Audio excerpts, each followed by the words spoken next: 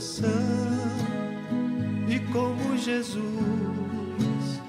ama teu irmão, quebra o gelo do teu coração. E como Jesus ama teu irmão, que bom. Obrigada, Paulo. Boa noite a todos. Boa noite. Hoje nós vamos tentar, não é a palavra, nós vamos nos esforçar realmente para trazer para vocês a ambientação de todo sábado, tudo o que acontece durante a evangelização. Os pais que vêm trazendo seus filhos, o que acontece com a infância, o que acontece com a juventude. Então, nós vamos tentar ilustrar e passar para vocês um pouco do que nós sentimos e vivemos aqui. Como vocês podem ver, esse banner lindo, que está sempre fixado aqui, ele é sempre feito em cima de uma pesquisa. Todos nós, evangelizadores, nos reunimos para que a gente chegue a um tema que envolva a todos. E aí fomos arrebatados pela palavra mais preciosa, que é justamente o amor. Então, como é dito aqui, o amor é a essência divina, e sem o amor, nenhum de nós, trabalhadores da seara do Cristo, vamos conseguir influenciar, né, passar para eles. É isso aí. Interessante que esse tema a gente troca ele de 2 em 2 anos. A gente estuda durante 2 anos o mesmo tipo de conteúdo, sempre baseado no Evangelho e com os temas transversais da atualidade, né?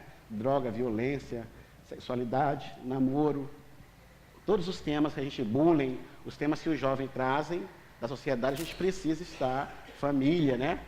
Ambiente familiar, a gente precisa estar pontuando com os temas da doutrina, com o Evangelho de Jesus. Então é assim, muito didático, muito dinâmico e é um trabalho muito gostoso, muito prazeroso. Isso. Então, como nós nos organizamos para podermos falar sobre os temas mais importantes, vamos começar pelo objetivo. Qual seria o real objetivo de uma evangelização infanto-juvenil? Porém, sem evangelizar os pais, nós não vamos alcançar esses pequenos como desejamos. Então, é um trabalho de equipe, todos precisam estar juntos. Segundo o Livro dos Espíritos, na questão 625, Jesus é apontado como nosso modelo e guia.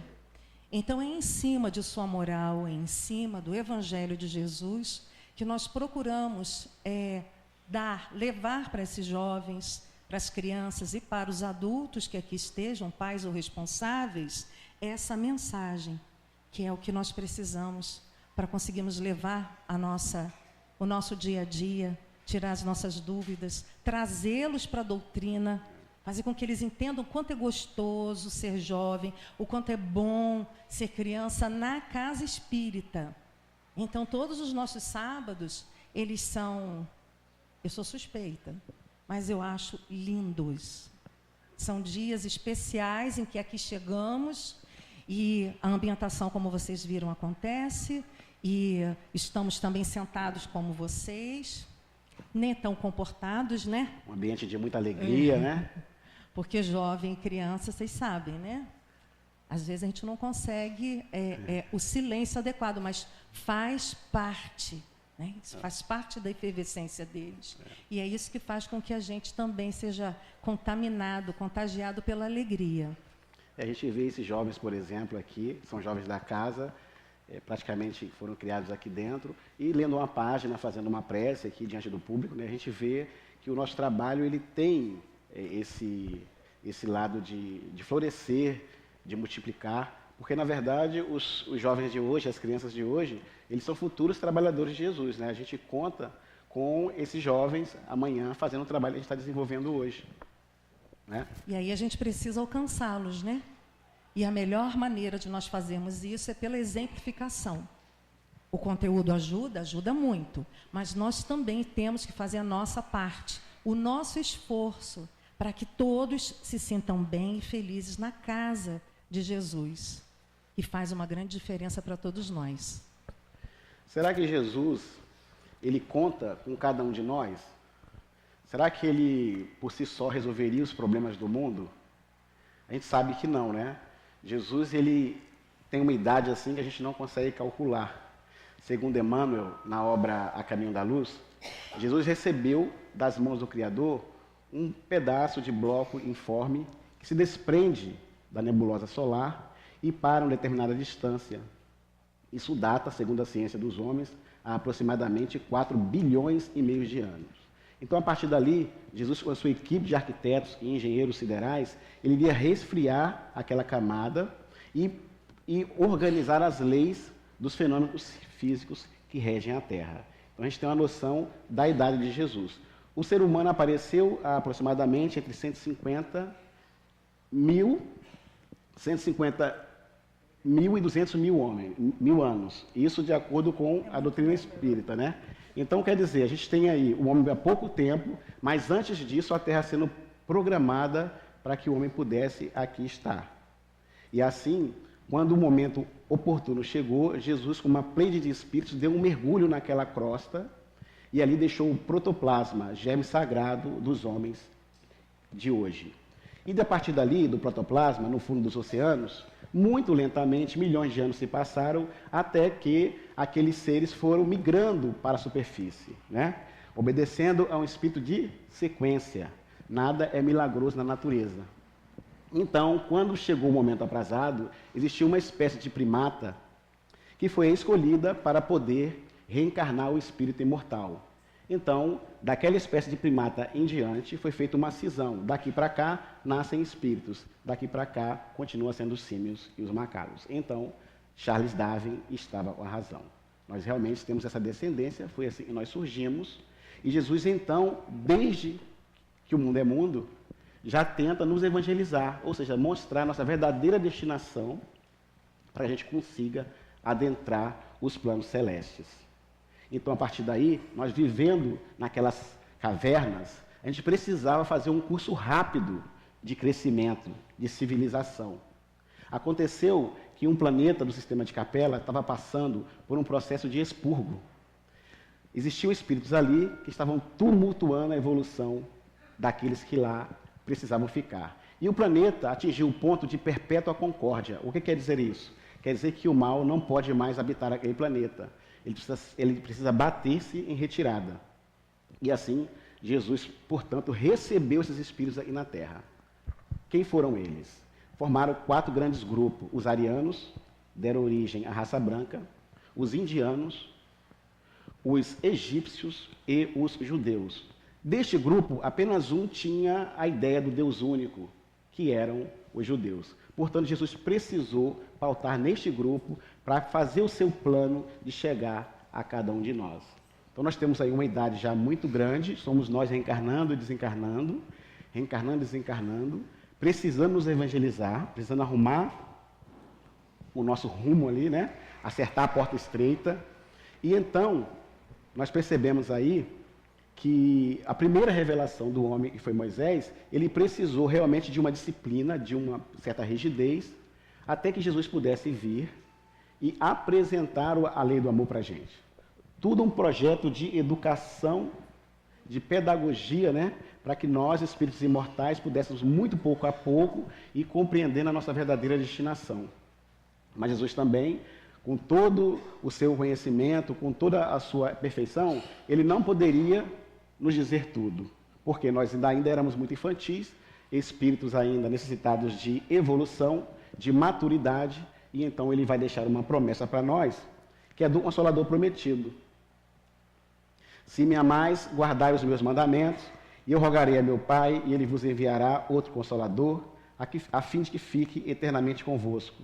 O Espírito de verdade que o mundo não pode receber, porque o não vê, e absolutamente não o conhece. Mas quanto a vós, conhecê-los-eis, porque ficará convosco e estará em vós.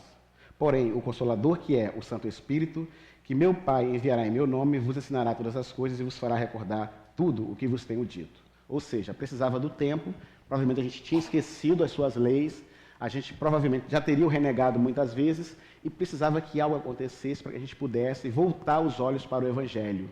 Isso vai se dar por ocasião do iluminismo, já ali, o nascimento de Allan Kardec, a fé é renegada, E a partir de então vai surgir a doutrina espírita como terceira revelação para o homem, apresentando o mundo espiritual, trazendo todas essas leis que regem, e aí sim dizendo para nós quem somos, de onde viemos e para onde vamos.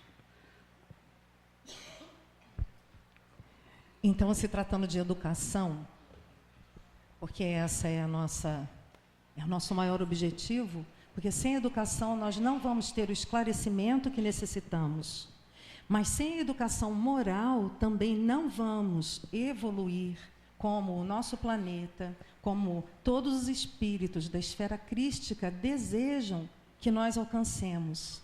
E em se tratando de espíritos dessa envergadura, encarna no nosso planeta, mais precisamente em Minas Gerais, aquele que é um modelo como educador, que foi como o ser caridoso que é Eurípides Barçanufo, que está sendo projetado. Então, esse ser da esfera crística encarnou com uma grande missão, a missão de transformar pessoas.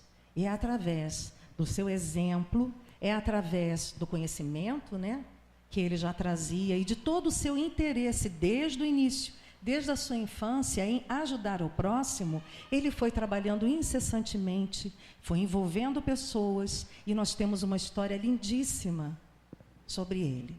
Em 1880 ele chegou, em 1919 ele desencarna, porém, nesse pequeno tempo em que ele esteve entre nós, ele fez grande diferença. Como nos é dito, nós vamos nos transformar, nós vamos evoluir através da educação. E Bezerra esclarece, para que isso aconteça, nós precisamos estudar Kardec para viver Jesus.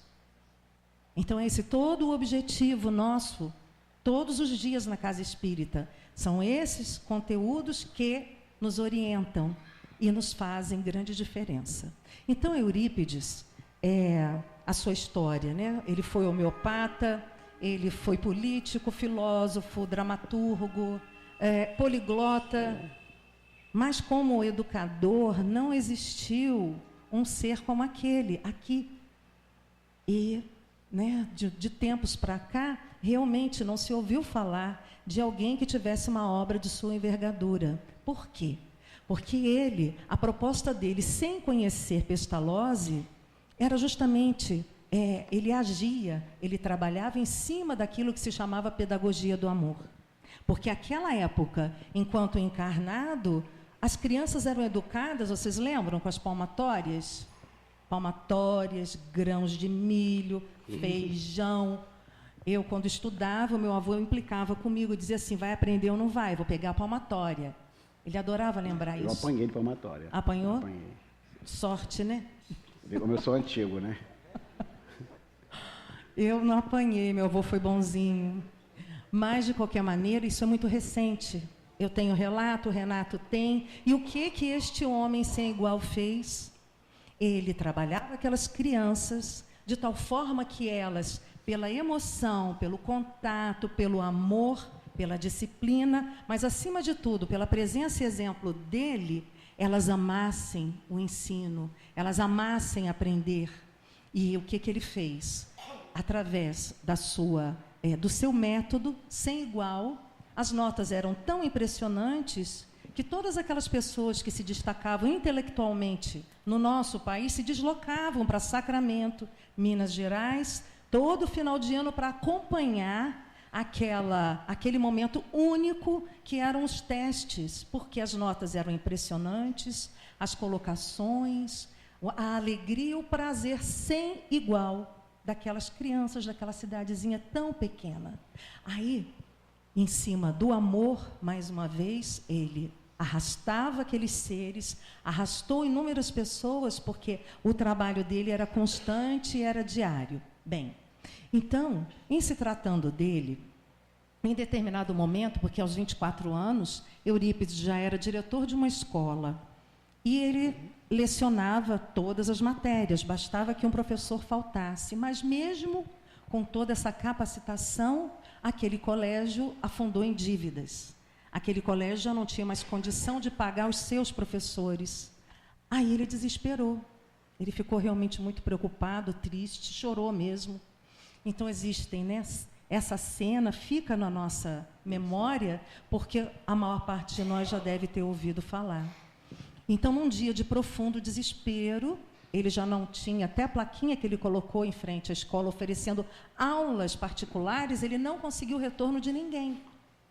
Neste momento, Eurípides, que era um médium que conseguia, né, era natural para ele ter todas as mediunidades, né, todas as formas de mediunidade catalogadas no Livro dos Médiuns, por exemplo, naquele momento de desespero, ele viu um espírito de imensa luz. O ofuscava, e aí ele pensou, como isso é possível? Um ser tão desequilibrado como eu no momento não teria condição, porque ele estudou, ele sabia, como espírita que era, como é que esse ser pode estar à minha frente? Isso é mistificação. Então, este ser, né, através da mediunidade do Eurípides, induziu-o à inconsciência, e aí ele próprio psicografou. E aí eu quero compartilhar com vocês, porque eu acho que merece. É dito assim no bilhete que ele mesmo escreveu: meu filho, não feche a escola, apague da placa Liceu Sacramentano, que guarda resquícios da vaidade humana. Escreva no local Colégio Allan Kardec. Dê aulas do Evangelho de meu filho às quartas-feiras e monte um curso de astronomia. O novo colégio terá a proteção do meu manto de amor. Maria, serva de Deus. Então, depois desse momento, quando ele lê o bilhete, ele se renova completamente, e aí começa toda uma trajetória. Por isso que nós estamos citando. Poderíamos ficar aqui muito tempo falando dele, porque merece, mas, no entanto, todo o esforço dele, todo o trabalho dele, vejam, mais importante também nós lembrarmos, a dor chegou até ele, não é? Parece que todo o trabalho dele não ia frutificar. Mas vejam só, é na hora que a gente acha que está tudo perdido, que a providência divina está instalando a mudança necessária. Tanto é que o Colégio Allan Kardec, se vocês pesquisarem, é um colégio espírita, sempre o foi. E isso lá em Sacramento. Então, ele é considerado por nós como o grande evangelizador, porque ele evangelizava almas, crianças, jovens, adultos, todos, através, né, do Evangelho de Jesus. E o que será, então, querida, por que um espírito dessa envergadura veio nascer aqui no Brasil e trazer todo esse relato, né? Também nos é falado que ele era parteiro, ele tinha a possibilidade de sair do corpo momentaneamente e em espírito realizar um parto, por exemplo, porque a mãe estava passando por dificuldades e ele tinha essa possibilidade de, através do seu espírito, né, ele se materializar em outro lugar e realizar o parto. Então, a gente percebe que não seria dado para qualquer um essa mediunidade. Por que será, então, que Chico Xavier também nasceu no Brasil e trouxe todo um cabedal de informações para nós, consolidando a doutrina espírita? Será que o Brasil tem alguma missão assim específica, a nível mundial, para que Jesus pudesse dar tamanha confiança, tamanho crédito para o Brasil? A gente sabe que existem outros lugares do mundo que mereçam também, né, essa mesma deferência.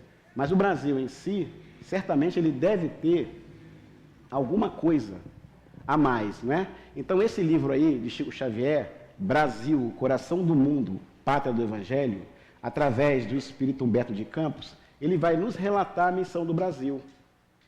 Nós também não nascemos no Brasil por acaso. Existe todo um conjunto que nos envolve, familiar, social. Então Humberto nos revela que certa feita Jesus estava muito triste com o cidadão, com o homem na terra, porque ele já tinha feito vários planos. Fez um plano em Roma, o ser humano desmantelou. Fez lá na Palestina, o ser humano desmantelou. Então ele estava triste, não sabia mais o que fazer, por quê? Todas as vezes que ele tentava, já que nós temos o livre-arbítrio, a gente ia lá e dava um jeito de desmanchar os planos de Jesus. Então Ismael, um dos anjos do Senhor, vendo a tristeza de Jesus, resolveu levá-lo às terras do cruzeiro. Chegou lá, apresentou essa área onde nós hoje chamamos de Brasil. Percebeu que era uma área maravilhosa, de um verde inigualável, não tinha terremotos, não tinha maremotos, era uma área muito segura, muito bem colocada sobre a plataforma continental. E Jesus então decide transplantar a árvore espiritual dele que estava na Palestina para o Brasil. Isso há muito tempo atrás. E agora o que tem que fazer? Vamos começar a inspirar os espíritos que vão nascer em Portugal para descobrir o Brasil. E a gente brinca muitas vezes, fala, por que português, né? Por que o português? Por que não foi o francês, o inglês, o americano? E eles dizem para a gente que é porque o povo português era aquele que tinha o melhor coração. Por isso tinha que ser eles. Daí a importância do estudo, né? E aí, então, vai inspirar esses espíritos, eles vão nascer lá para chegar e descobrir o Brasil. Então, há todo um roteiro nisso. A nossa vida, na verdade, ela tem uma diretriz que é espiritual.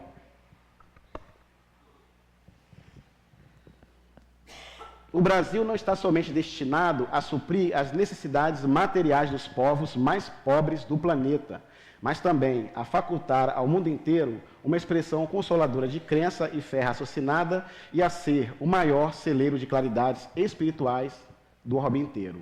O que significa isso? Com a criação, né, a implantação, a codificação da doutrina consoladora, a França também deixou de ser o nosso berço, né, e também trouxe o espiritismo para o Brasil, aonde deveria realmente ser consolidado, como foi feito por Chico Xavier. E a partir de então, nós brasileiros temos como missão divulgar essa obra, pegar a doutrina consoladora, os conceitos de reencarnação, de imortalidade da alma, de pluralidade dos mundos habitados, de comunicabilidade dos espíritos, esses conceitos que muitas vezes foram renegados, incompreendidos como mediunidade, né? O pessoal achava que tinha medo, que era coisa do demônio. Então, essas questões, elas têm que ser exportadas agora, por nós brasileiros. Mas antes de ser exportada, a gente tem que ser vivenciada. A gente precisa primeiro vivenciar o Evangelho do Cristo, para que a gente possa realmente ser um exemplo vivo. Senão a gente não consegue fazer isso, principalmente com o mundo todo. Na verdade, isso é um trabalho de formiguinha. A doutrina espírita tem 158 anos aproximadamente, ela está muito nova ainda, aos pouquinhos ela vai avançando e isso vai se dar pelo orbe inteiro. Agora os espíritos nos revelam, nem todas as doutrinas serão espíritas, mas os conceitos serão exportados. Então a doutrina tal, ela vai pegar alguns conceitos de reencarnação, por exemplo, ela vai adotar um conceito de mediunidade e ela vai entender como isso funciona, porque o estudo da doutrina espírita é em cima da racionalidade. E essa visão de enfrentar as escrituras, a gente precisa desenvolver, essa maneira de desenvolver um olhar racional sobre o que está sendo colocado.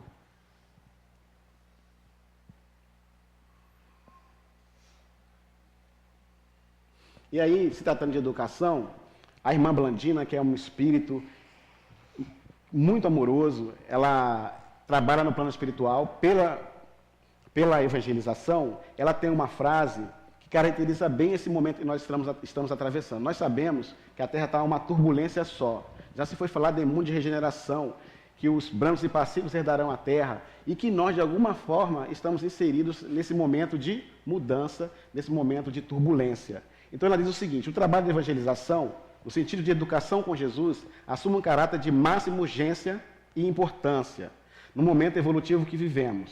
Momento de decisão, onde somos chamados a cooperar com as falanges de Jesus na construção de um mundo de paz e harmonia, embora sempre de trabalho, progresso e avanço para os níveis superiores da vida. Ou seja, nós precisamos realmente perguntar para nós o que a gente pode fazer para colaborar com esse trabalho que é de Jesus, mas que no fundo beneficia a todos nós. Então nós vamos agora, já que fizemos essa introdução, conseguimos já entender, né, algumas etapas, vamos direto ao que acontece numa evangelização. Porque em se tratando de educação, e especialmente de crianças, o que nós vimos hoje aqui na ambientação mostra muito bem isso. Né? Como o Paulo até brincou, mas eu não quero nem contar os anos, eu espero que sejam muitos, eu acho tão poucos, desde que eu cheguei aqui, por exemplo, e nunca mais saí dos sábados, porque é um encantamento estar com os jovens, estar com as crianças, estar com os pais, porque é exatamente no fortalecimento da família, na orientação maior, é que nós vamos conseguir com que sejamos melhores no ambiente em que nós vivemos. Então, daí a importância. Mas como alcançar as crianças? Nós precisamos respeitá-las, entendê-las, amá-las. A partir daí a gente pode dizer assim, então eu vou ter paciência. Porque criança não para, não é verdade? E às vezes a gente fica até preocupado, mas isso faz parte, todos nós já o fizemos. Então, quando eles chegam aqui barulhentos, é uma alegria. Eles estão na casa espírita, os jovens, todos nós. Então, aos sábados, quando essas crianças aqui chegam e vão para as suas salinhas com os respectivos evangelizadores, e nós vamos falar, né, das idades e tudo, é exatamente ali, naquele momento, que estão sendo orientados, que o evangelho do nosso mestre está sendo trabalhado de acordo com a idade, de acordo com o entendimento da criança. Que às vezes independe da idade, nós sabemos. Então é necessário esse momento, porque eles estão ainda muito frescos, muito recentes na esfera carnal. Estão encarnados há pouco tempo, ainda precisam, ainda se lembram, são mais fáceis, né, de serem trabalhados. Então, tem algumas colocações que eu queria compartilhar com vocês, para que não fujamos do que é essencial. Por exemplo, o objetivo da evangelização infantil, dar recursos certos, justos, verdadeiros ao espírito recém-encarnado, evitando desde o início o que seu subconsciente arquiva ideias errôneas sobre a vida, a morte e o futuro do espírito em temporária evolução na matéria. Então é essencialmente isso, para que eles não arquivem, como todos nós, né? Se não tivemos oportunidade da evangelização, tivemos que fazer um trabalho muito grande depois para entender, né, realmente a história da religião, quem foi realmente Jesus, o que aconteceu.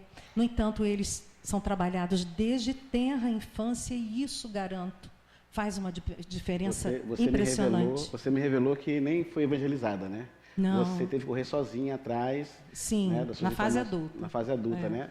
E com certeza deve ter feito uma diferença muito grande esse período, sem um roteiro, sem um norte. Com certeza. Na verdade, eu pulei de religião em religião, até, né, eu parar aqui. Então, aqui, né, na doutrina espírita, o meu espírito acalmou. Então, imagine a criança recém-encarnada, tão acostumada com uma alimentação mais frugal, com ambientes diferentes, com toda uma estrutura, com amor.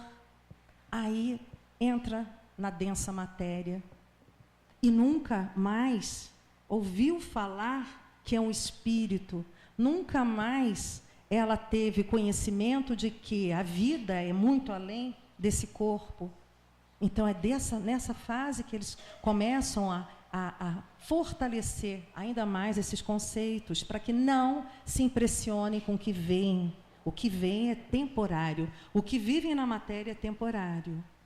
Essa é a diferença. E nós temos depoimentos de muitos pais irresponsáveis, né? O Renato, a gente estava até conversando sobre isso, da diferença que essas crianças já fazem, porque com a maior naturalidade elas interferem, elas questionam, elas corrigem em cima do entendimento delas. Então é uma coisa maravilhosa, né?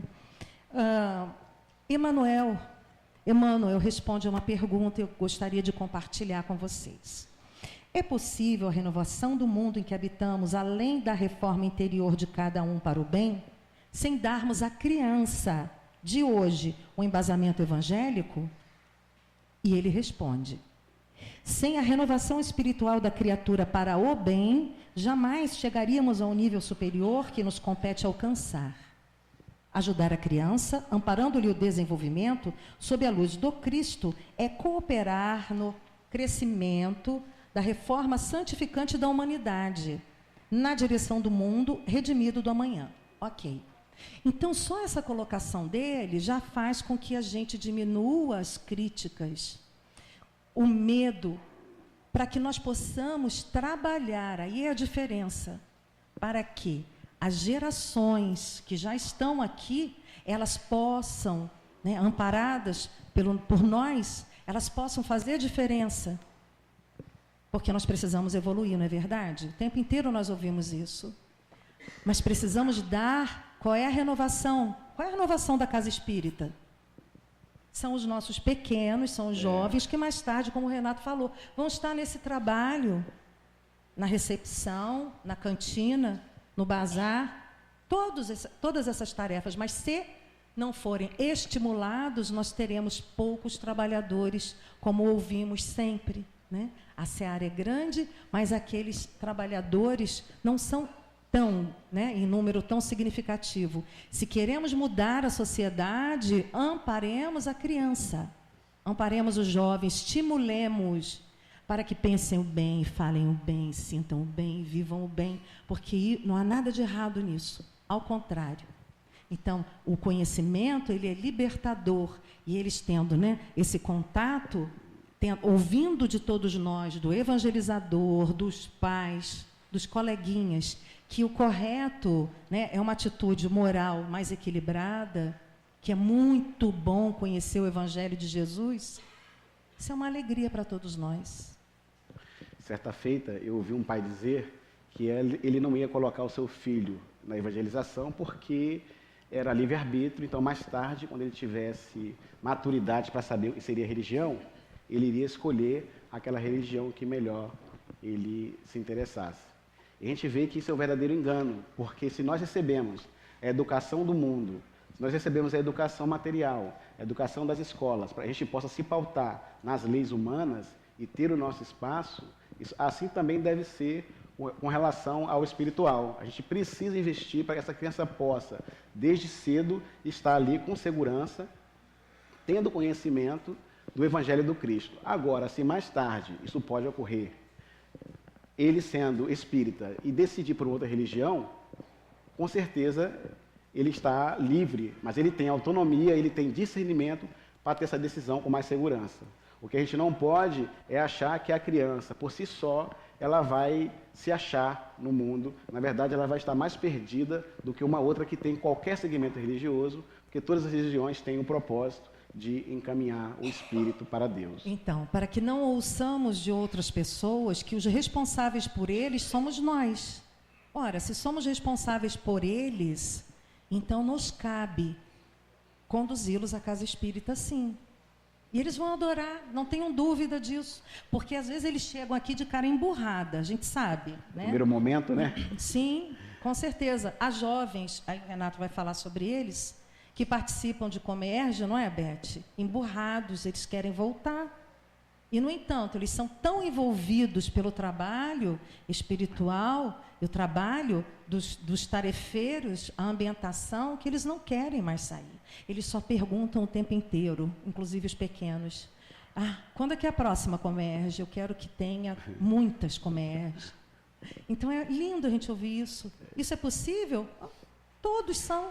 É só oferecer a eles. Eles aceitam e eles querem mais. Isso é emocionante. É isso que a gente veio compartilhar com vocês. Bom, tem esse slide, né, que fala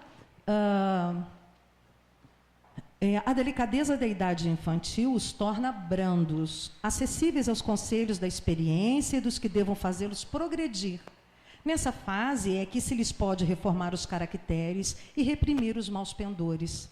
Então, é essa criança que chega até nós em tenra idade, que nós conseguimos educá-las, nós conseguimos orientá-las, todos nós sabemos, né? Tanto para o bem, quanto para o desequilíbrio, a desarmonia, se não usarmos outras palavras. Então, compete a nós oferecer para eles a melhor ambiência. E com certeza a casa espírita o é. Eu acho que tem mais um slide, não é? Sim. Então, encerrando a parte infantil, existe uma pergunta no livro Consolador que nós achamos importante. O período infantil é o mais importante para a tarefa educativa? O período infantil é o mais sério e o mais propício à assimilação dos princípios educativos. É o mais sério e o mais propício. É realmente o solo fértil de Jesus. Eles são como nós o fomos, só que a gente lembra pouco.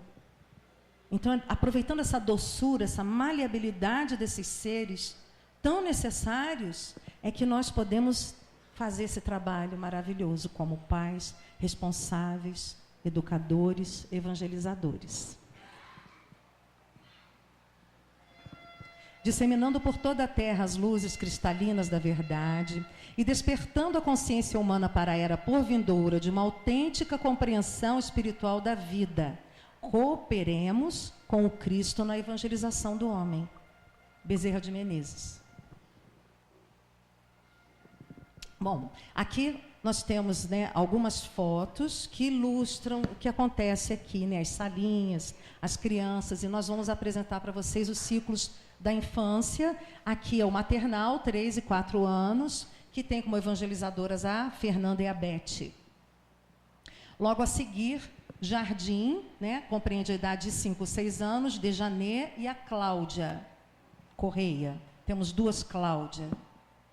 A outra Cláudia, que é a Cláudia Valéria e a Cristina, participam do primeiro ciclo como evangelizadoras, que compreende crianças entre 7 e 8 anos.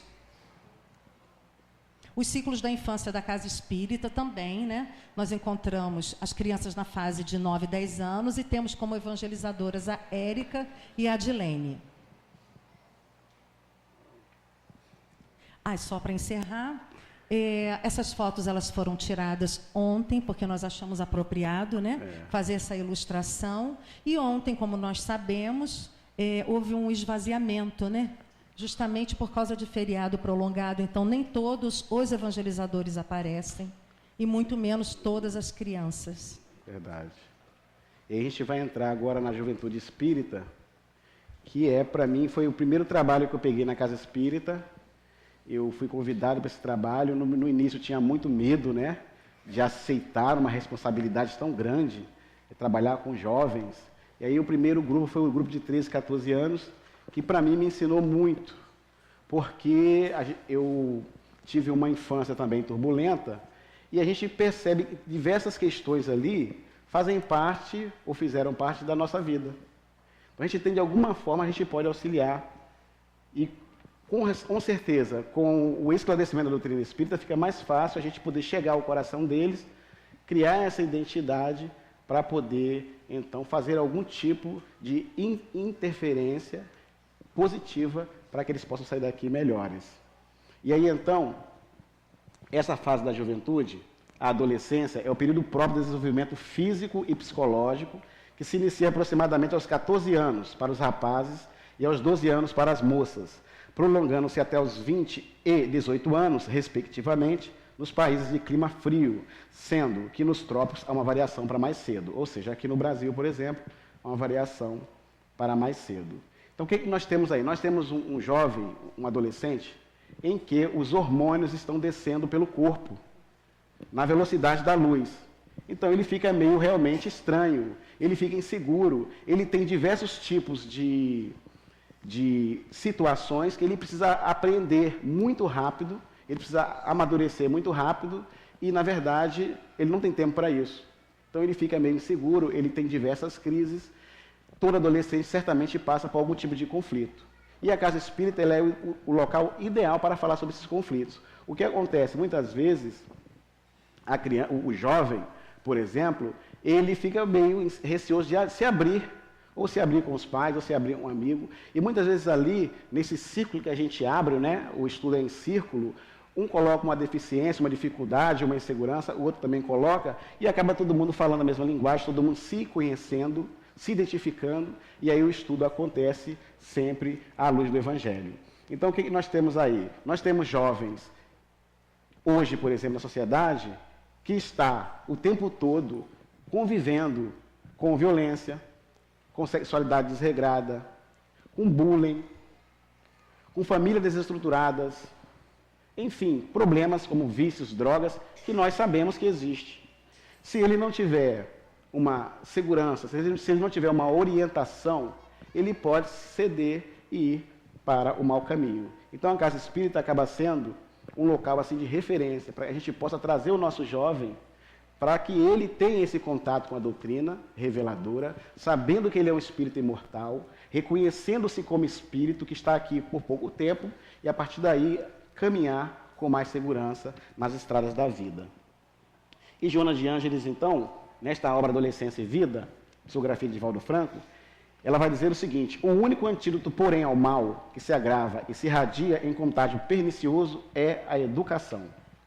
Consideramos, porém, a educação no seu sentido global, aquela que vai além dos compêndios escolares, que reúne os valores éticos da família, da sociedade e da religião. Não, porém, de uma religião convencional, e sim que possua fundamentos científicos, filosóficos existenciais, estribados na moral vivida e ensinada por Jesus. Ou seja, o jovem hoje, não adianta falar para ele qualquer coisa, tem que estar muito bem embasado, tem que ser uma resposta muito bem racional para ele poder aceitar. Senão ele não aceita, ele te deixa falando sozinho e vai embora. Então a gente tem que estar muito bem centrado, muito bem embasado no pensamento racional kardeciano, para que a gente consiga atingir o coração desses jovens que muitas vezes chegam aqui e acabaram de, por alguma razão, ver qualquer tipo de coisa que o deixe um pouco desequilibrado. Então ele chega muitas vezes aqui: ó, eu vi isso, eu passei por aquilo. E a gente então para, senta, explica, conversa, e o jovem sai daqui equilibrado.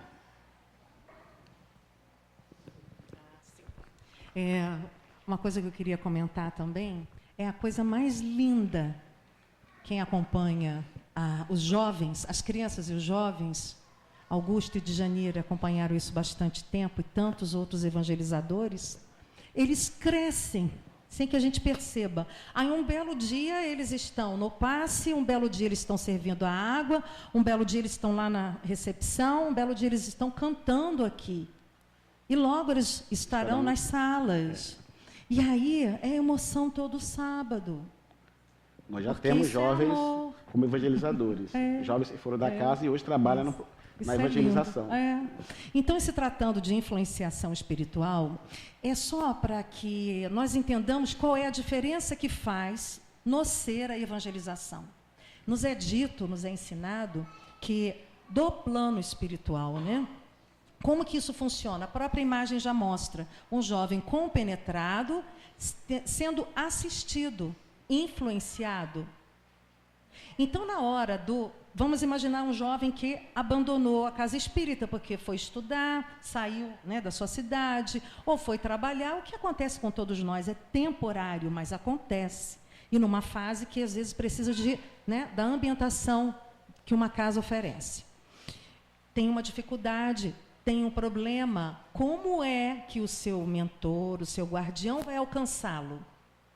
Precisa que esteja arquivado no seu inconsciente todos aqueles elementos para que a intuição aflore, faça as conexões acertadas. Então, a influência que eu posso provocar, vamos imaginar assim, ela encontra resposta.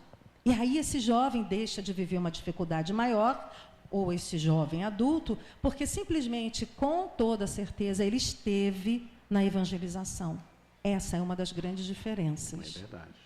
Principalmente nos dias de hoje, né? Como isso deve fazer diferença diante de tantos desafios que o jovem enfrenta para sobreviver hoje uma sociedade tão turbulenta. Com certeza. Vamos aos ciclos? Tem essa outra imagem também. Mostra, né? Mas aí já seria numa mesa mediúnica, como nós somos completamente, totalmente envolvidos pela vida espiritual, pelos desencarnados. Então, nós temos um mentor que está, né, influenciando aquele que está orientando o espírito, doutrinando, que agora não é mais essa palavra, me ajudem, esclarecendo, exatamente, obrigada. está esclarecendo aquele espírito. Então, na realidade, nós enxergamos o que nós vimos aqui, mas quem está à nossa volta foge à nossa condição de, né, de contar, percepção, né? De perceber. É interessante que a gente não sabe, né, o espírito que está em nosso lar. A gente não tem a história do passado dele, a gente não sabe se porventura ele veio de uma zona de sofrimento, de uma zona de purgação, ou se ele está vindo de nosso lar, por exemplo, aquela criança maravilhosa, né, criança perfeita. Então, esse passado, muitas vezes, trazem inimigos muito grandes, e que na atual reencarnação é fácil de se localizar. Então, diante de desafios como este, da influenciação espiritual, se ele tem um conteúdo evangélico, a espiritualidade consegue intuir ele mais rapidamente. Se ele não tem, se ele tem todo aquele cabedal histórico do passado, de erros, de delinquência, os espíritos do mal, os espíritos ignorantes, eles certamente vão influenciá-los da mesma maneira. Só que aí ele vai estar completamente sozinho. Então, com certeza, aquele que tem o conhecimento, ele consegue vencer com mais facilidade do que aquele outro que não tem nenhum tipo de informação na sua mente evangélica. Diante do desafio, ele pode sucumbir. É alguém oferecendo droga, é outro chamando para um caminho um pouco mais escuso, tudo pode ocorrer. Vamos falar sobre os ciclos da juventude? Então, vamos aos ciclos da juventude. Começa aos 11 e 12 anos, professoras Luísa e Rosângela. Aos 13 e 14, Jânio e Regina. Aos 15 e 16, Júlio, Cris e Gabi. Acima de 17 anos, Iracema e Renato. Essa foto se repete porque nós tiramos ontem, por ocasião de um filme que a gente estava passando lá, falando com os mortos. E a temática era uma só, que era sobre mediunidade. Então, quando isso ocorre, a gente junta as duas turmas e aproveita e faz um pacote só, né? Com pipoca, com refrigerante, e todo mundo fica feliz. E no final há aquele debate para saber realmente se entenderam. Então, um puxa uma cena de um filme, fala sobre outra coisa, a gente então discute em grupo e certamente é muito proveitoso. Pode apresentar. Grupo de pais, Jaqueline, Roberto, Luciana, Leia e Alexandre. É isso. Vocês vão conhecê-los também. O grupo de pais, e é sobre eles que nós vamos falar também, né?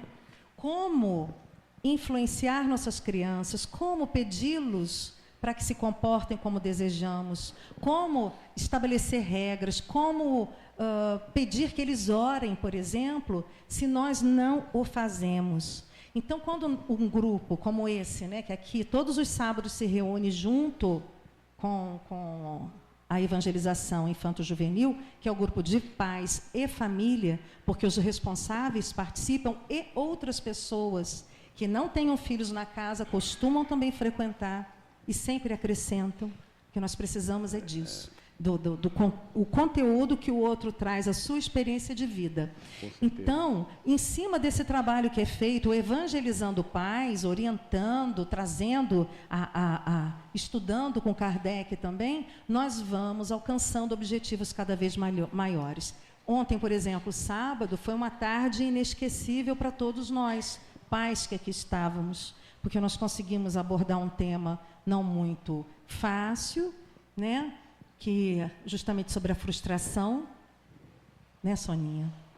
Como eles se sentem frustrados e o que nós fazemos ou não para contribuir nesse momento da vida deles e que diferença isso faz. Então, é uma verdadeira oficina devida de experiência, mas com a interferência sempre da doutrina, das colocações do Evangelho e tudo o que nós conseguimos, né, nesses livros maravilhosos. Então, só para compartilhar. Sendo os primeiros médicos da alma dos filhos, deveriam ser instruídos não só de seus deveres, mas dos meios de os cumprir. Allan Kardec, na Revista Espírita, no ano de 1864, nos diz. Também, estudando o Evangelho, Martins Peralva diz, não basta evangelizar a criança. Nas instituições espíritas, é imprescindível que essa educação alcance os genitores ou responsáveis. Mais adiante, o ambiente de amor. Esse ambiente de amor é justamente o que nós proporcionamos a eles. Onde nós os levamos? A casa espírita, mas aprendemos o quanto é sagrado e importante o nosso lar. A abordagem é outra, praticamos o evangelho no lar, aprendemos a fazê-lo, estabelecemos rotinas, eles aprendem a orar antes das refeições, eles aprendem tanta coisa porque eles nos veem fazendo, porque a gente está caminhando com eles. Nós estamos aprendendo com eles, isso é o mais importante. E especialmente quando a gente diz assim, isso eu não sei. Então você me ensina. Quantos de nós, né? Como um bom exemplo, justamente aqueles pais que oravam antes das refeições e com o tempo afrouxaram. Aí o adolescente, de repente, começou a fazer isso. Aí a família voltou a ter esse hábito. Então, nós temos que entender isso. Está sendo jogada a informação, mas nós precisamos da nossa melhora. Eu não tenho mais filhos pequenos ou jovens, eles já cresceram e se multiplicaram. Ora, mas eu convivo com crianças, eu convivo com jovens. Então, a melhor maneira de eu ajudá-los, porque eu estou ajudando também a mim, eu estou ajudando ao meu vizinho, eu estou ajudando a todos. E é exatamente isso que a doutrina nos traz, a solidariedade. Tudo que eu penso, tudo que eu falo interfere na vida de vocês e de vocês na minha vida. Teríamos muito mais o que falar, mas o tempo já, né? O tempo já chegou. Vamos ser educados, disciplinados, né? Precisamos falar da oficina. Vamos mostrar a oficina. Tá. A oficina de música, né? Sim. Então posso? Pode. Ok. Essa oficina de música é um momento muito especial na evangelização, porque nós precisamos atraí-los, encantá-los, para que eles sintam que aqui também há arte.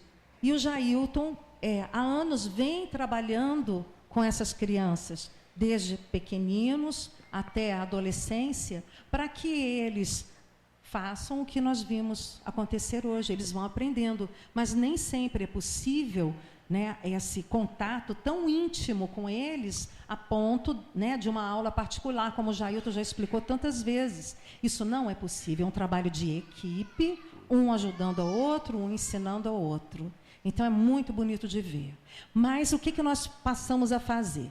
Esse ano, nós instituímos um horário diferente, porque nós sempre desejamos que a evangelização, né, se iniciasse às 4 da tarde, e o Jailton, felizmente, concordou, né, que ele faz parte dessa equipe, e nós temos essa oficina, acontece todos os sábados, às 2:30 da tarde, onde crianças a partir de 7 anos participam, mas é importante, é regra, que estejam na evangelização.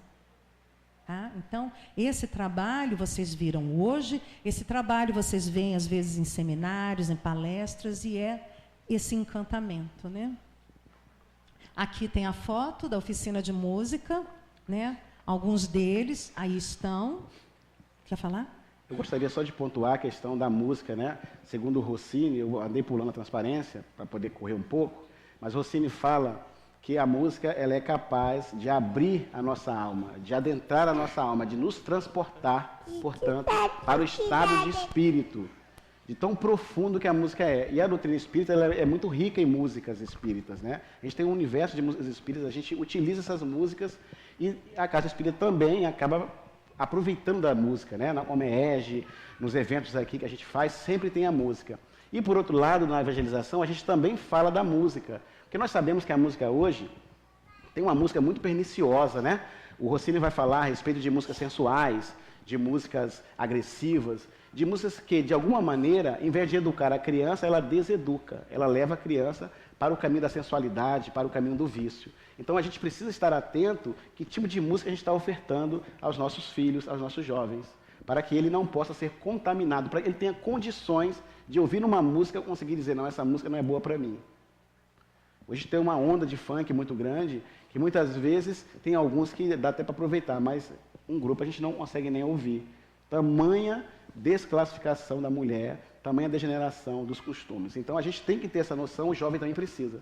Saber ler, ouvir a música e interpretar. Tudo é vibração. A música também exerce esse tipo de influenciação. E eles adoram a música espírita. Então, vejam, tudo é possível, basta que ofereçamos o melhor alimento, eles estão prontos para receber, né? Então, para nós encerrarmos, podemos, Renato? Essa frase aí, muito obrigado, reflete certamente tudo aquilo que a gente gostaria de dizer. Mas também essa imagem de Jesus com essa criança na mão, ela reflete aquela casa de pais.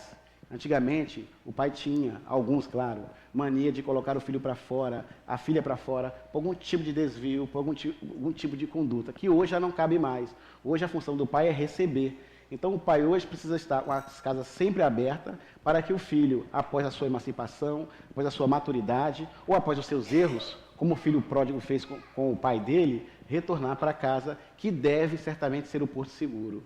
E para isso só no exemplo mesmo, né, Jaque? Só. Sem o exemplo, né? Palavra vazia. Então, vamos encerrar. Nós gostaríamos de apresentar a vocês os 2 ciclos. E já que falamos de música, vamos cantar. Vamos ter o recurso luxuoso? Está contando? Cris, tira. 1, 2, 3.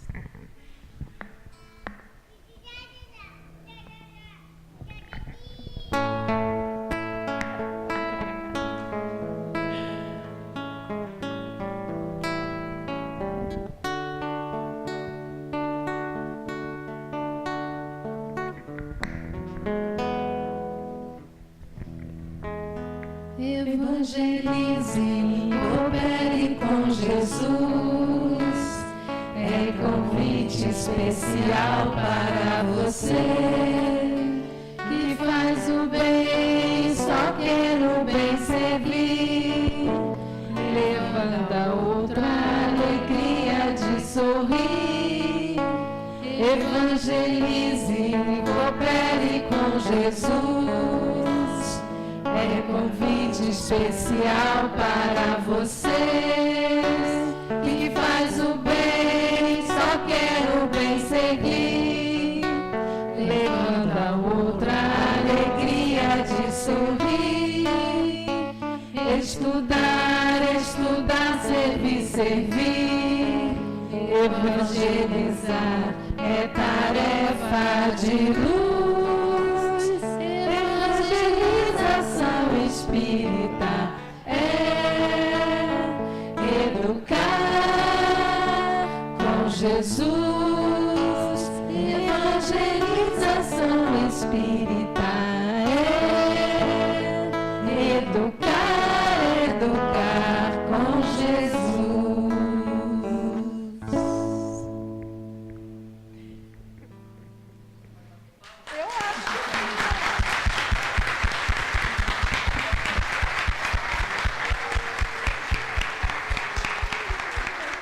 Muito bom. Então, essa gostosura que a gente deixa para vocês, tá? Há muita alegria aos sábados, muita boa vontade. Convidamos a todos. Não importa que a gente tenha que, né, estender as cadeiras lá para fora como hoje, mas venham conhecer o trabalho, tragam suas crianças, seus jovens, para que possam também receber esse alimento. Ok? Então, nós queremos apresentar o ciclo da infância, o ciclo da juventude, já lembrando que toda a nossa equipe, né, hoje ela está meio desfalcada, mas, no entanto, todos nós aqui estamos representando esse trabalho. E obrigado a atenção de cada um de vocês. Uma boa noite a todos. Então, Sol, quer apresentar? Falar sobre Não? Bom, então vamos lá. Eu falo do grupo de pais. Nós temos aqui a Luciana, a Leia e o Alexandre, e o Roberto e eu. Essa equipe cuida dos pais. Precisa de muito evangelizador, porque pai é levado, tá? Então, precisa dar um jeito deles se comportarem melhor. E o ciclo da infância, nós temos a Fernanda, né? A Sol é responsável, coordenadora. Obrigada. A Fernanda está aqui, a Beth, a Cláudia e a Rosângela, cada uma delas nos seus devidos ciclos, né? A Cris é responsável pela... Isso, a Cris é responsável. Você não quis falar, me embolei toda. Nota, viu? É isso que eu digo, me embolei. A Rosângela é da Cris. A Cris já é da juventude. Isso faz parte, tá? Não pode ter vergonha, né, Renato? Se tiver vergonha, estraga. Então, podemos nos despedir? Da Oficina de música, Jailton. A Iracema é da Juventude, o Iracema, Júlio. minha parceira. Iracema, cadê o Júlio que eu não estou vendo? Júlio está com o João. Júlio. E o recurso luxuoso, né? Nosso futuro evangelizando, nosso futuro trabalhador da casa de Jesus. Graças a Deus. Isso aí. Pode falar você, porque eu já me enrolei toda. Não, é só isso mesmo, reafirmando o nosso agradecimento, né? Nós somos uma grande equipe, felizes estamos e todos estão convidados para o sábado estar aqui conosco.